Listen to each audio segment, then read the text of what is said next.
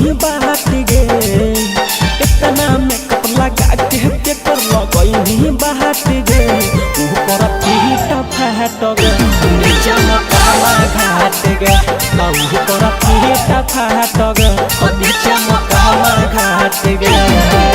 सब का के बात ही हमरा भागा वही डाट गे सब का के बात ही हमरा भागा वही डाट गे ऊपर पीटा फाट गे नीचे मकावा घाट गे ऊपर पीटा फाट गे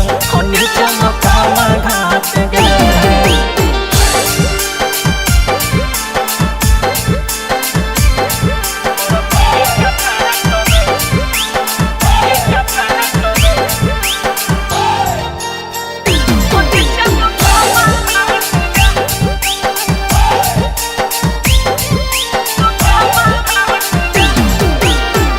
खाली छौरी लागही कमसी लगे बकी के बड़ा भन कहू तोर मसीन ऊपर से खाली छौरी लागही कमसी लगे बकी के बड़ा भन कहू तोर मसीन देखा के हो पंजाबानी सबके देही छहट गे देखा के पंजाबानी सबके देही छहट गे ऊपर पीटा फाट गे नीचे मकावा घाट गे ऊपर पीटा फाट गे नीचे मकावा घाट गे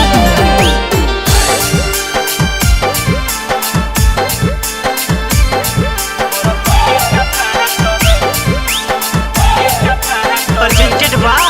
Colors Recording Studio, Jiwara.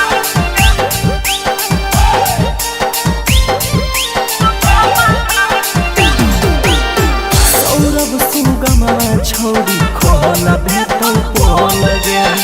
कितना पानी में मखी देतौ तोरा तौल गे सौरभ सुगमा तोरा खोला भेटौ पोल गे कितना पानी में मखी देतौ तोरा तौल गे देख के तोर सामान फेल हो हाथ गे देख के तोर सामान फेल हो हाथ गे ऊपर पीटा फाट गे नीचे मकावा घाट गे ऊपर पीटा फाट गे नीचे मकावा घाट गे Presented by Colors Recording Studio, Jiwara.